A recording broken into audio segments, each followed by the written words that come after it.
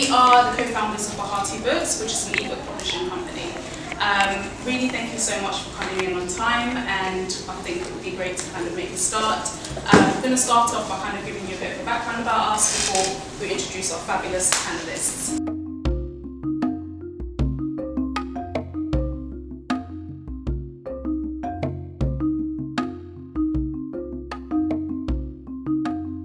Personally, very old school in my approach to books.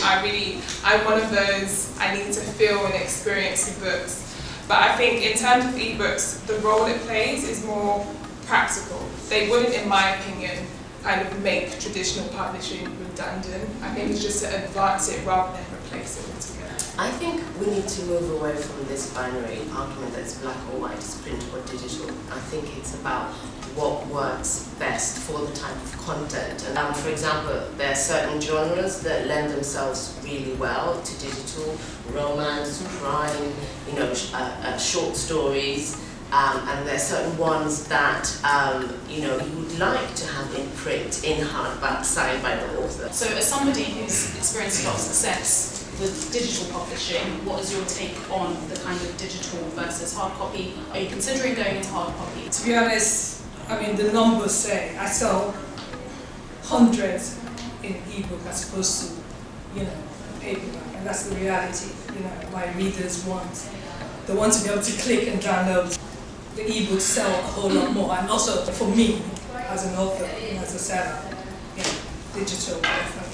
I think there's often a lot of noise about digital, and you look at the sales figures and they absolutely do not reflect.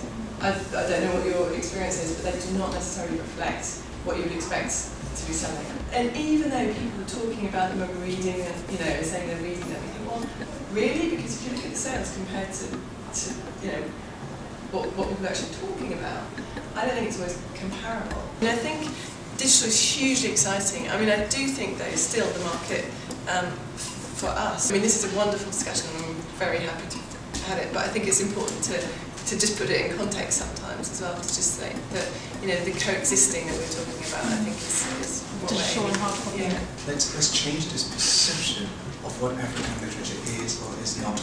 To the point that it's not talking of African literature, it's just literature. Regardless of whether it's African or whatever. And it is part of what we all consume within the mainstream. So that's what we care about.